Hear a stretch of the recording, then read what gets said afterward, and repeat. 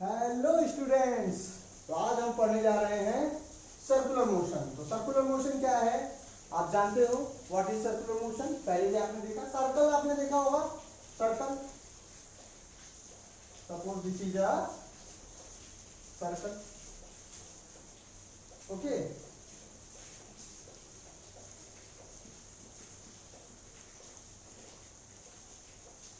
तो सपोज करो ये एक सर्कल है, ये सर्कल का सेंटर है, ये स्मॉल आर सर्कल की रेडियस है। तो बेसिक मैथ्स में आपने पढ़ा होगा व्हाट इज सर्कल, ठीक है। तो अगर हम कहें कि सर्कल का रेडियस, तो हम कहेंगे radius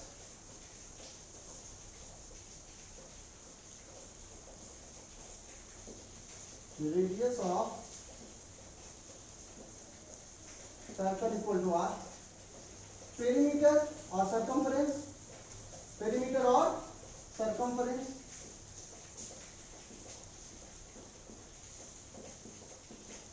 two pi R, area of circle equal to pi R square.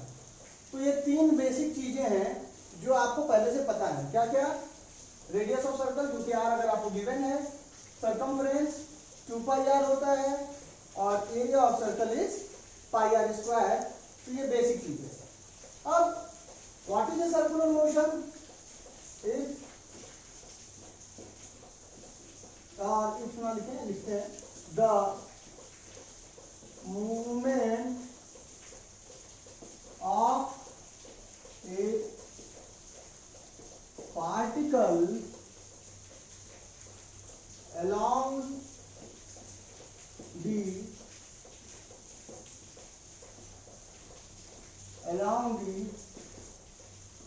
circumference of the circle is called circular motion. तो देखिए, सबसे पहले मैंने आपको बताया सर्कल। सर्कल क्या होता है कि किसी भी पॉइंट का लोकस जो कि एक फिक्स पॉइंट से उसकी डिस्टेंस हमेशा कांस्टेंट रहती है, तो दैट इज कॉल्ड सर्कल, ठीक है। कोई एक सेंटर है यहाँ, सपोज कर लीजिए ये आपका कोई दूसरा पॉइंट है। अगर ये पॉइंट ऐसे मूव कर रहा है कि उसकी एक फिक्स पॉइंट से डिस्टेंस हमेशा कांस्टेंट रहती है, then the motion of this particle is called circular motion. The movement of a particle around the circumference of a circle is called circular motion. तो सबसे पहले सर्कुलर मोशन का definition क्या होता है ये जानिए। अब आपको पता होगा कि अगर हम देखें कि टोटल एंगल क्या होता है, अगर हम देखें कि टोटल एंगल या कंप्लीट एंगल, तो ऐसे फुल अगर एक रोटेशन हो जाता है तो जो एंगल बनता है वो बनता है 2 पाई, ठीक है।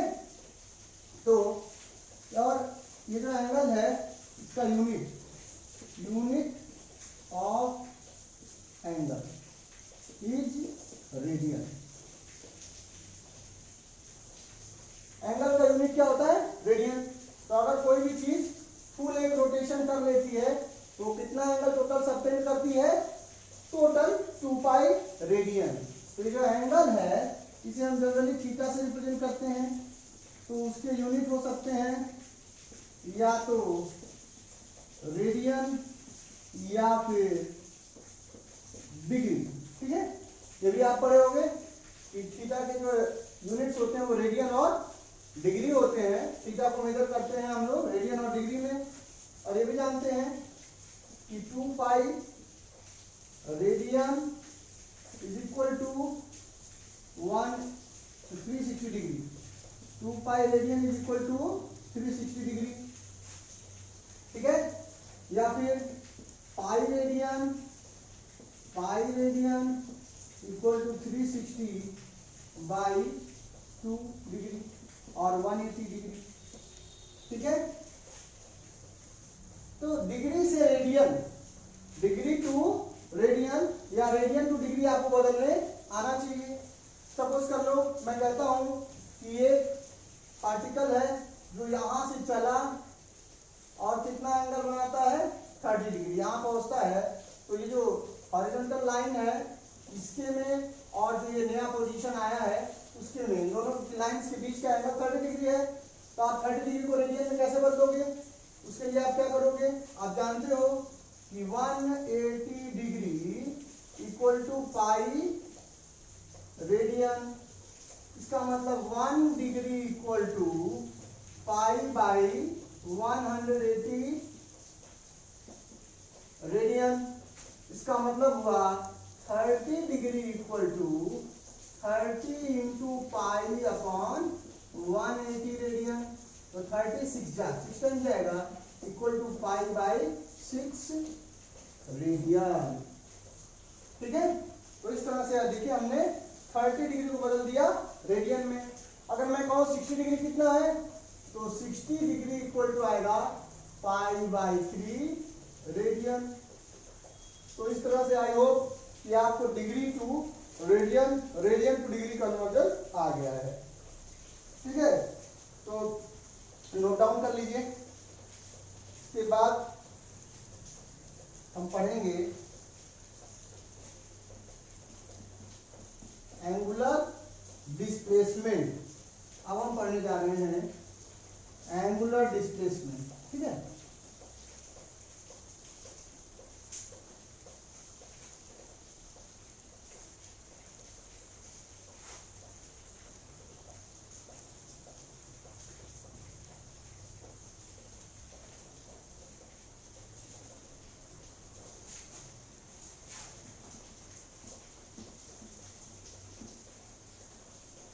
तो आज बारिश हो रही है और हम लोग चक्कर लगाने वाला, गोल गोल घूमने वाला टॉपिक पढ़ रहे हैं, है ना? सावन है और गोल गोल घूमने वाला टॉपिक हम लोग पढ़ रहे हैं। ठीक है ना?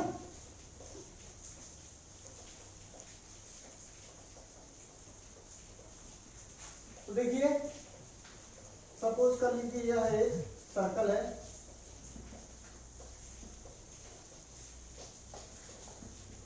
ये एक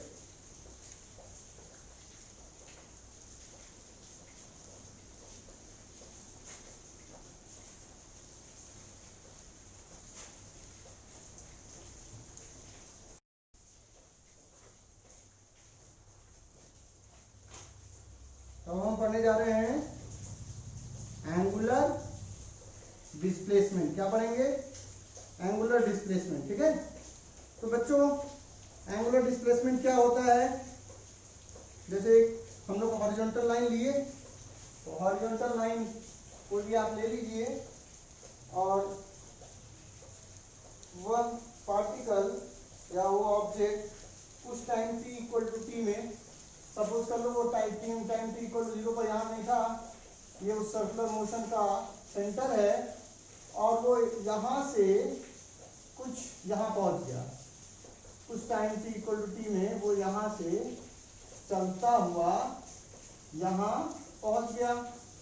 तो अब इसका इस जो ये हॉरिजॉन्टल लाइन है इससे जो इंक्लिनेशन है वो थीटा है। तो हम कहते हैं कि उस पार्टिकल का जो एंगुलर डिस्प्लेसमेंट है वो कितना है? थीटा। कितना है उसका एंगुलर डिस्प्लेसमेंट? थीटा। अब क्या कहेंगे?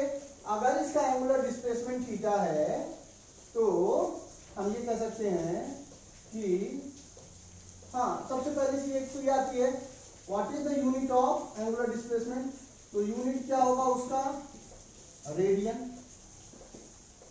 ठीक है, एसआई यूनिट क्या होगा एंगुलर डिस्प्लेसमेंट का? Radian. Is it a vector और a स्केलर क्वांटिटी? तो yes, it is a vector quantity. What type of vector is it? किस तरह का वेक्टर है ये angular displacement? This is axial vector. The angular displacement is an axial vector. Axial vector कैसे direction में find करते हैं अभी मैं बताता हूं। अब अगर मैं कहूं what is the dimension of angular displacement. तो डायमेंशन क्या होगा, देखिए डायमेंशन क्या है, तो हम लोग जानते हैं कि angle is equal to r upon radius, ठीक है। तो आर भी मीटर में एंड रेडियस भी मीटर में, तो एल अपॉन एल यानी एल की पावर 0। तो हम कह सकते हैं dimension of angular displacement is m0 l0 t0। तो 0 0 and 0 are the dimensions of angular displacement. अब इसका जो एक्सियल वेक्टर है, इसका जो डायरेक्शन है वो हम फाइंड करते हैं। Direction of angular displacement can be found by right hand thumb rule। right hand thumb rule किसी इस एक्सियल वेक्टर की डायरेक्शन हम लोग कैसे फाइंड करते हैं, राइट हैंड थंब रूल से। तो राइट हैंड थंब रूल देखिए हम लोग कैसे यूज करेंगे, अभी दिखाता हूं। जैसे सपोज कर लीजिए पार्टिकल यहाँ पे पहले इनिशियल पोजीशन क्या है ए, और फाइनली वो कहाँ पहुंच गया, यहाँ पर बी पर। तो कैसे मूव किया, ऐसे। तो अगर हम लोग अपनी फिंगर से राइट हैंड के फिंगर्स को ऐसे कर्ल करें जिस डायरेक्शन में वह पार्टिकल मूव कर रहा है, तो अगर इस तरह से कर्ल करेंगे तो देखिए अंगूठा किधर आ रहा है, बाहर की ओर।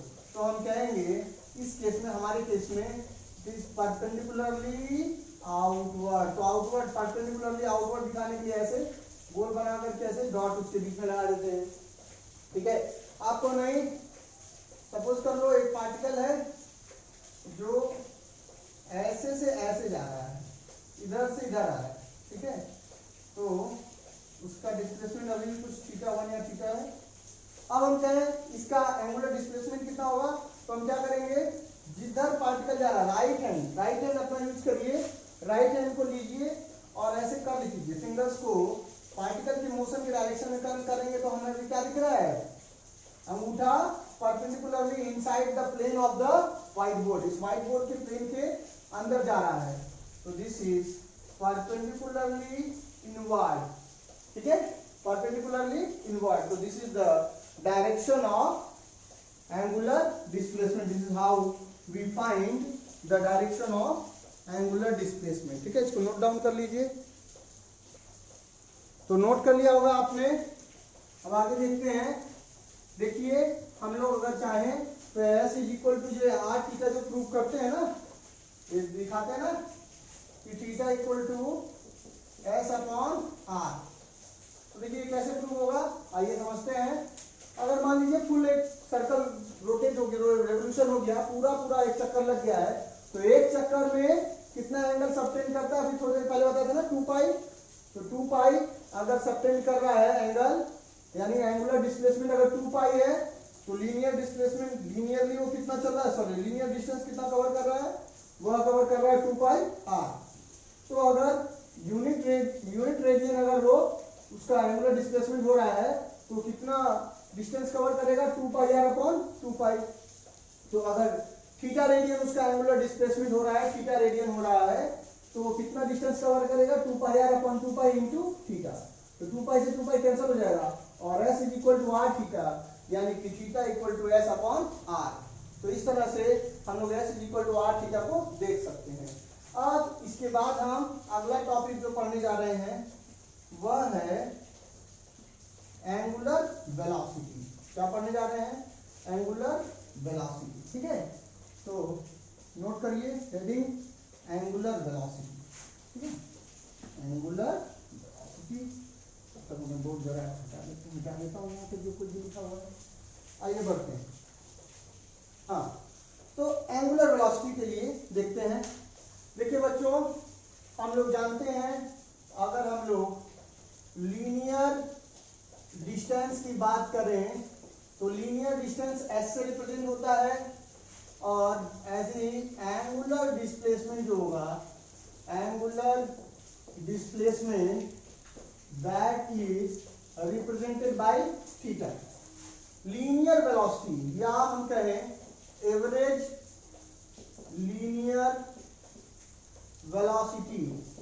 तो एवरेज लीनियर वेलोसिटी होता है v या डेल्टा v या जो भी v कह लें, that v is equal to delta s upon delta t। ऐसे ही angular velocity, angular velocity omega से रिप्रेजेंट करते हैं, and omega is equal to delta theta upon delta T.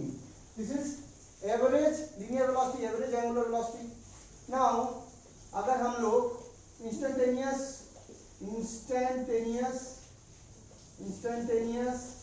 Linear velocity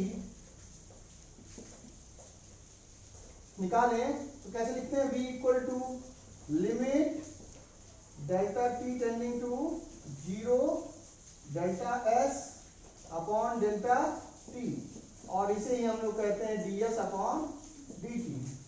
इसी तरह से यहाँ पर instantaneous angular velocity, instantaneous angular velocity, तो instantaneous angular velocity omega is equal to limit delta t tending to 0 delta theta upon delta t is equal to d theta upon dt। ठीक है, तो इसे आप लोग नोट कर लीजिए सभी लोग।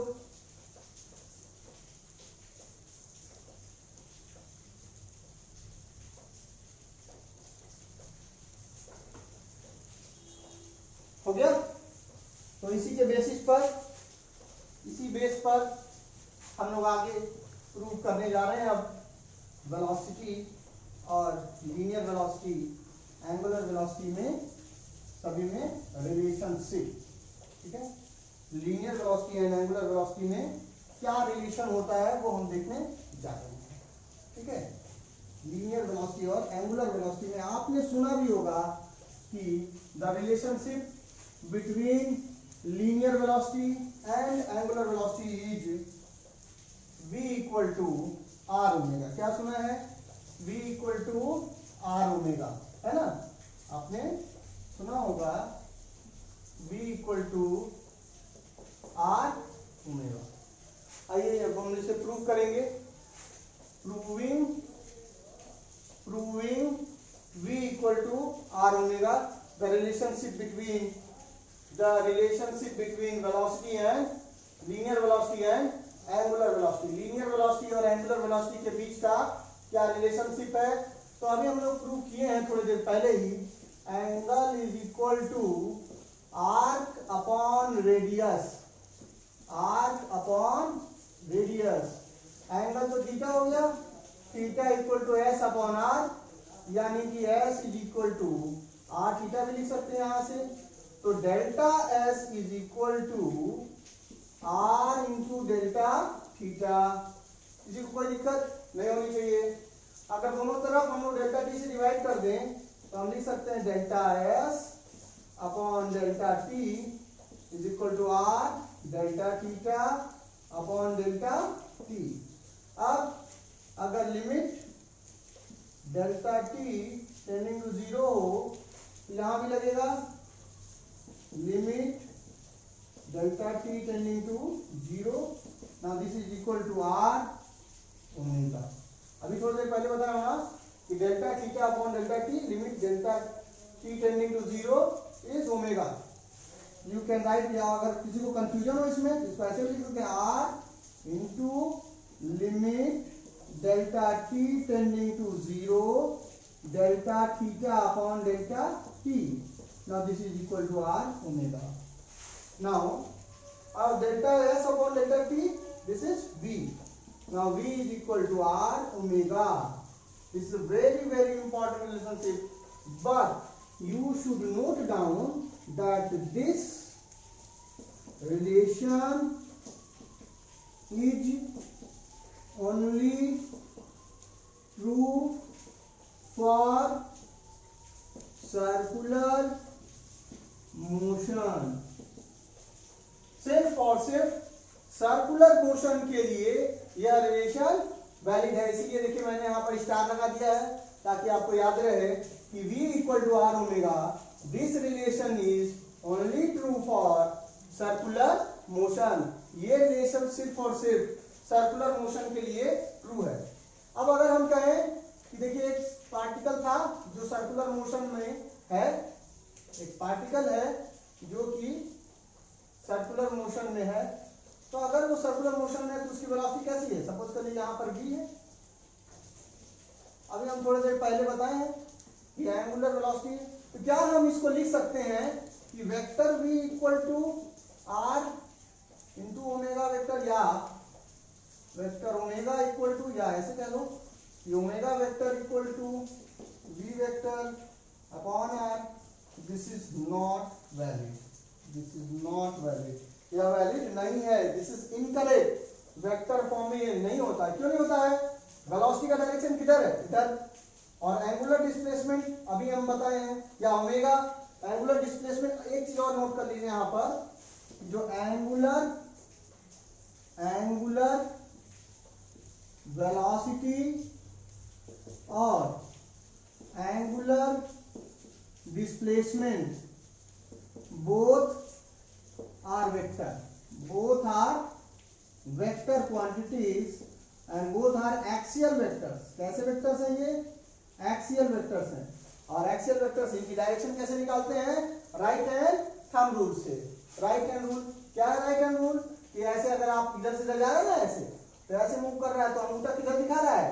बाहर की ओर ना, perpendicular to the plane of white board के परपेंडिकुलर। तो ओमेगा का डायरेक्शन इधर बाहर की ओर और v का डायरेक्शन इधर इस तरफ। तो इस तरह से ये है रिलेशन वैलिड नहीं है, वेक्टर फॉर्म में ये वैलिड नहीं है। ठीक है, ये याद रखिएगा। वेक्टर फॉर्म में क्या रिलेशन होता है अभी मैं आगे बताऊंगा। फिलहाल ये जानना जरूरी है कि v equal to r omega ये तभी है जब सर्कुलर मोशन हो रहा है। इसके साथ साथ अब ये सर्कुलर मोशन हो रहा है, तो सर्कुलर मोशन के एग्जांपल्स क्या हैं? देखिए सन और अर्थ।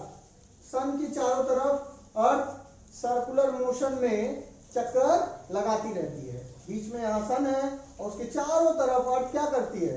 सर्कुलर मोशन में। हालांकि एलिप्टिकल होता है, फिर भी हम सिंप्लिसिटी के लिए उसको मान लेते हैं कि वह सर्कुलर पाथ पर रोटेट कर रही है। ठीक है, कई बार हम लोग सर्कुलर मोशन का एग्जांपल ये भी देख सकते हैं कि हाथ में रस्सी लेकर के और उसके एंड पर एक थ्रेड ले लें और उसको ऐसे से घुमाएं, तो वो भी क्या करेगा? एक प्लेन में सर्कुलर मोशन। सर्कुलर मोशन ये 2D मोशन। क्यों 2D मोशन? यहाँ पर है उसका एक्स और वाई कुछ है, यहाँ पर आया उसका एक्स वाई बदल गया, यहाँ पर आया उसका एक्स वाई बदल गया, यहाँ आया उसका एक्स वाई बदल गया, तो एक्स और वाई दोनों कोऑर्डिनेट से इन्वॉल्व होते हैं, इसलिए यह एक 2D मोशन है।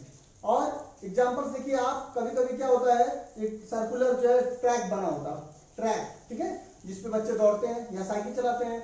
इवन सर्कुलर टर्न्स भी आते हैं, है ना। कभी कभी हम लोग गाड़ी चला रहे होते हैं और हमें सर्कुलर टर्न्स मिलते हैं और उस पर हम लोग गाड़ी को चलाते हैं, तो हम लोग महसूस करते हैं। क्या क्या महसूस करते हैं आगे क्लासेस में देखेंगे, पर ये सर्कुलर मोशंस के एग्जांपल्स हैं।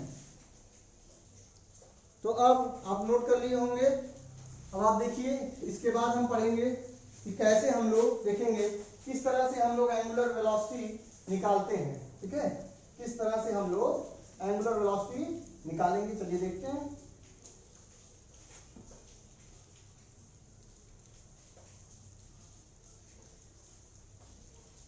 तो एंगुलर वेलोसिटी का डायमेंशन अगर आपको पता होगा, एंगुलर वेलोसिटी का यूनिट ओमेगा। ओमेगा जो है, omega equal to d theta या अपॉन डी टी है, तो इसका यूनिट क्या बनेगा? रेडियन पर सेकेंड। ठीक है, D theta upon D T या delta theta upon delta T. तो डेल्टा थीटा रेडियन में और डेल्टा टी सेकेंड में, तो इसका यूनिट बनेगा रेडियन पर सेकेंड। और डायमेंशन क्या बनेगा? डायमेंशन रेडियन हम पढ़ चुके हैं, रेडियन होता है तो उसका डायमेंशन क्या होता है? m0 l0 t0। यहाँ पर इसका डायमेंशन बनेगा m0 l0 t पावर -1। तो इसका डायमेंशन हो गया। और ये हम इसका इस फॉर्मूले का यूज करना देखते हैं। आपको डिफरेंशिएशन की बेसिक चीजें आती होंगी।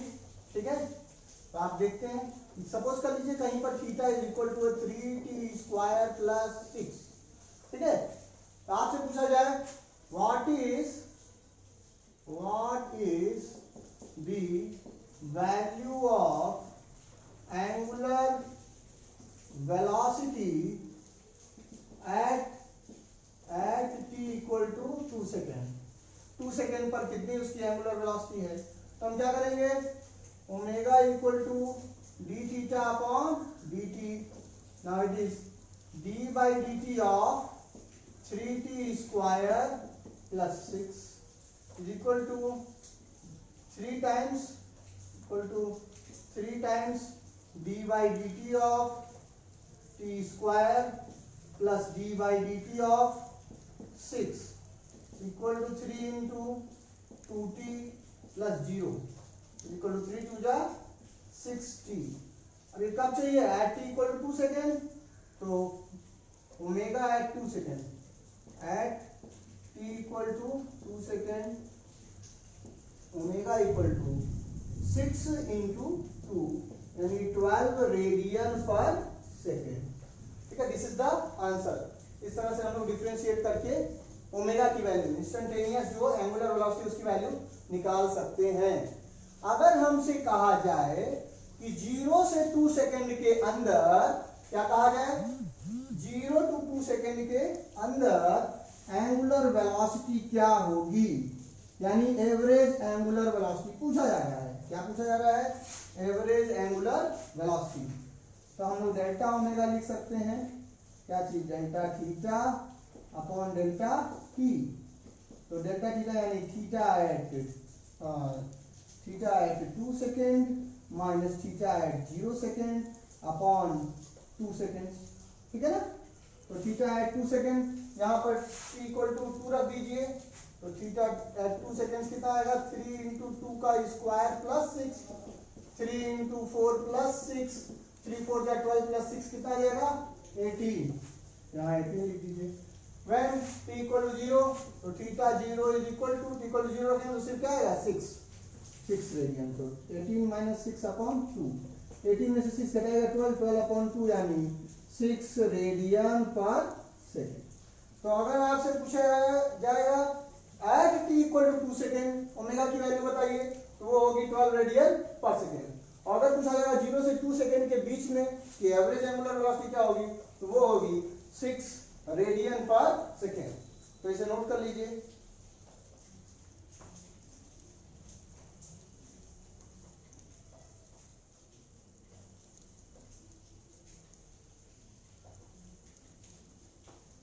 ठीक है, आगे बढ़ते हैं।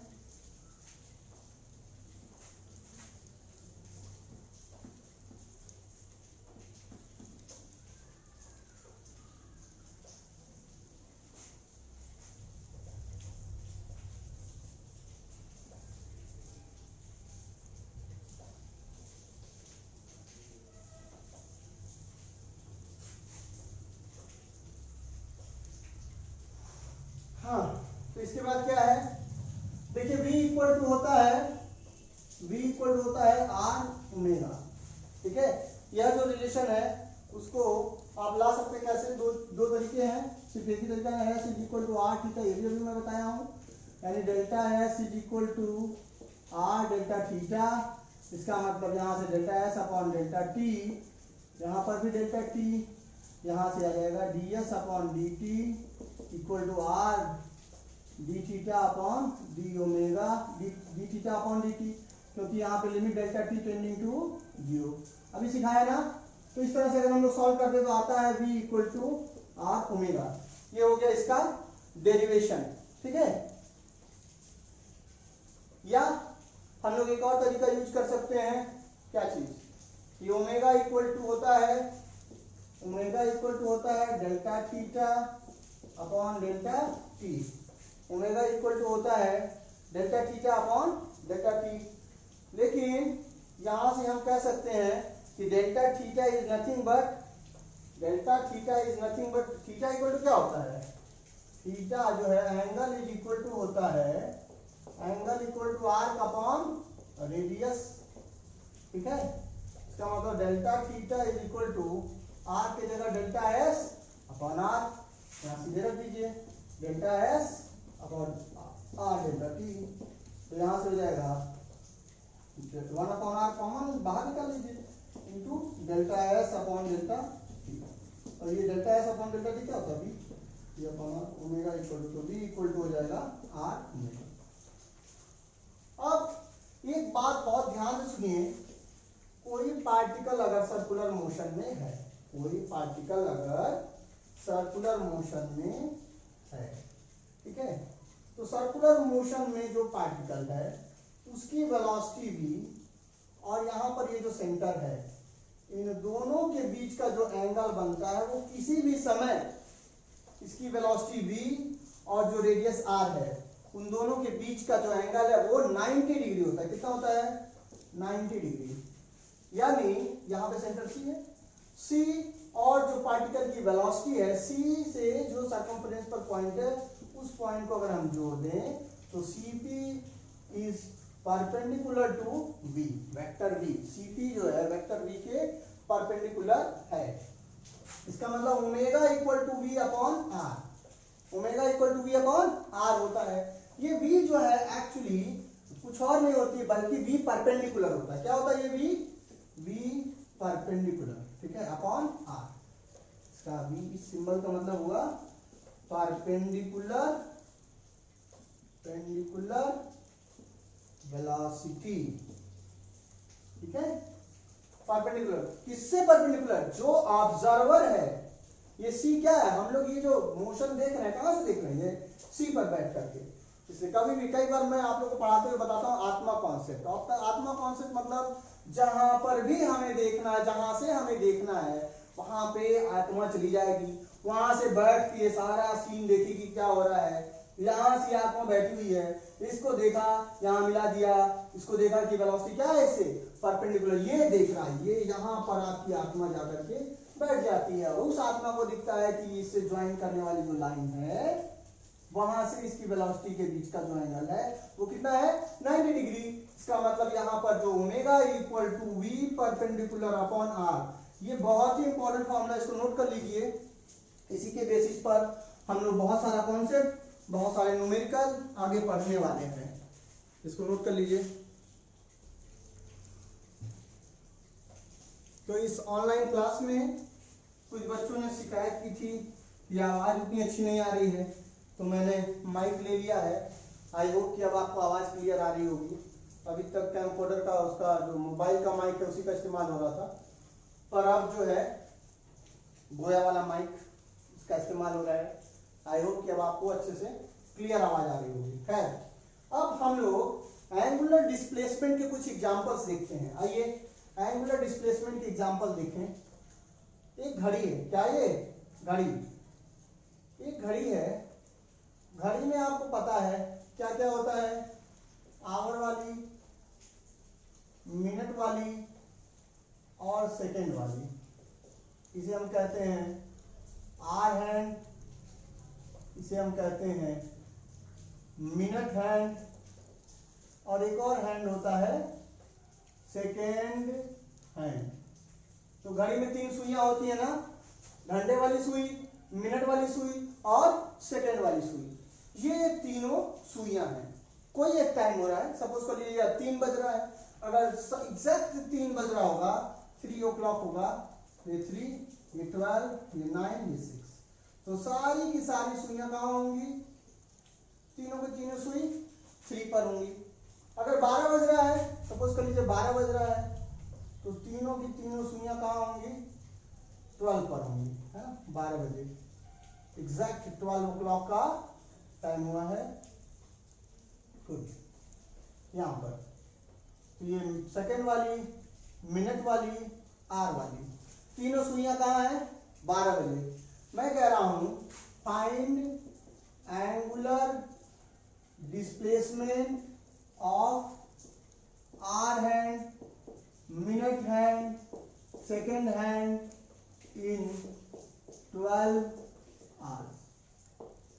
यानी 12 बजे से शुरू हुआ और फिर वापस 12 बज गया, ठीक है, 12 घंटे बीतेंगे कि नहीं भाई? 12 बजे शुरू हुआ, मान लो रात में 12 बजे से शुरू हुआ, दिन में 12 बजे तक, तो ये घंटे वाली जो सुई होगी और ऐसे चक्कर लगाते हुए एक चक्कर लगाएगी, तो angular displacement of hour hand, angular displacement of hour hand, घंटे वाली सुई ने कितना एंगुलर डिस्प्लेसमेंट किया है, तो वो 2 पाई। भाई एक चक्कर लगाएगी ना, तो कितना डिस्प्लेसमेंट उसका हुआ होगा, 2 पाई रेडियन। अब मिनट वाली सुई 1 घंटे में पूरा पूरा एक बार घूम जाएगी, तो कितने घंटे घूमी है, कितने घंटे हुए, 12 आवर्स ना, 12 घंटे में कितना एंगुलर डिस्प्लेसमेंट होगा, minute hand, angular displacement of minute hand is equal to 2 pi into 12 radian.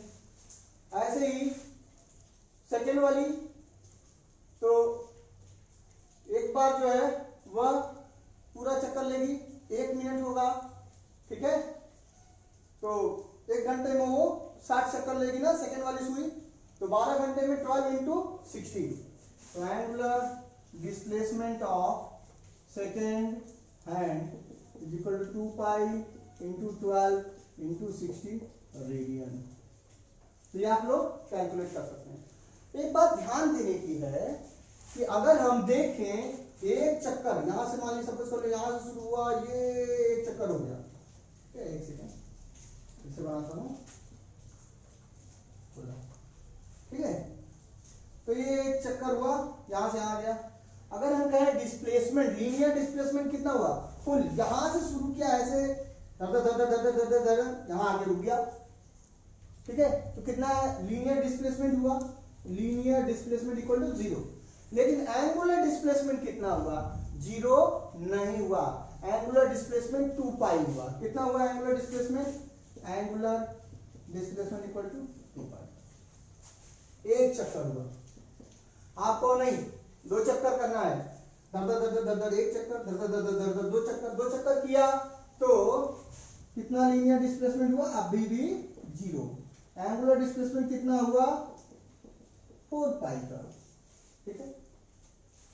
आपको नहीं ऐसा है, 1 चक्कर 2 चक्कर और 2.5 चक्कर, 2.5 चक्कर लगाता है, कितना लगाता है, 2.5 चक्कर, 1 फुल चक्कर, 2 चक्कर और आधा चक्कर, तो 1 चक्कर में 2 पाई एंगुलर डिस्प्लेसमेंट, फिर 4 पाई एंगुलर डिस्प्लेसमेंट, फिर पाई, तो कुल हो गया 5 पाई, 5 पाई हो गया एंगुलर डिस्प्लेसमेंट। अगर वो 2.5 चक्कर लगा रहा है तो, और लीनियर डिस्प्लेसमेंट कितना होगा, 2r, जाहिर सी बात है, यहां से यहां तक का डिस्टेंस कितना होगा, 2r, तो लीनियर डिस्प्लेसमेंट होगा 2r, लेकिन एंगुलर डिस्प्लेसमेंट 5 पाई। एक और सीन देखते हैं, सपोज कर लो ये ऑब्जेक्ट कोई है, वह 2 चक्कर ऐसे एंटी क्लॉकवाइज लगाता है और 1 चक्कर क्लॉकवाइज लगा लेता है। बात समझ में आ रही है, 2 चक्कर, 2 मैंने कहा 2 चक्कर कैसा लगाया, एंटी क्लॉकवाइज, एंटी क्लॉकवाइज, और आधा चक्कर क्लॉकवाइज लगा लिया, तो ऐसे चला धर धर धर धर 1 चक्कर, धर धर धर धर 2 चक्कर, फिर 1 चक्कर और 2 चक्कर हो गया। अब आधा चक्कर क्लॉकवाइज लगाया तो फिर कहां पहुंच जाएगा, वो यहां पहुंच जाएगा। तो अब मैं कहूं लीनियर डिस्प्लेसमेंट उसका कितना हुआ, तो वो बना 2r, लीनियर डिस्प्लेसमेंट 2r, क्योंकि यहां पहुंचा था लोकेशन। अब देखिए ध्यान समझिएगा, जब वो एंटी क्लॉकवाइज चला तो 1 चक्कर लगाया 2 पाई, फिर दूसरा चक्कर लगाया 4 पाई, अब ये वापस हो गया ना, इधर रिवर्स इधर आ गया यहां से यहां, तो आप 4 पाई में से पाई घटा दीजिए। देखिए जब ऐसे जा रहा था तो 2 पाई 2 पाई 4 पाई किधर, बोर्ड के प्लेन के बाहर की ओर, और जब वापस इधर उल्टा चला गया क्लॉकवाइज, देखिए जब एंटी क्लॉकवाइज चल रहा है तो बाहर की ओर, जब क्लॉकवाइज चलेगा तो अंदर की ओर, तो कुल एंगुलर डिस्प्लेसमेंट कितना हो गया, 4 पाई बाहर की ओर और माइनस पाई अंदर की ओर, तो हो जाएगा 3 पाई, ठीक है ना। देखिए एक बार 1 चक्कर 2 चक्कर, देखिए 1 चक्कर यहां से यहां तक, 2 चक्कर यहां से यहां तक, फिर आधा चक्कर यहां से यहां तक, तो 2 चक्कर में 4 पाई बाहर की ओर और इस आधे चक्कर में पाई अंदर की ओर, तो टोटल एंगुलर डिस्प्लेसमेंट होगा 4 पाई माइनस 3 पाई, 4 पाई माइनस पाई यानी कि 3 पाई। अब इसके बाद हम देखेंगे किस तरह से हम लोग v equal to r omega का सही से इस्तेमाल करते हैं।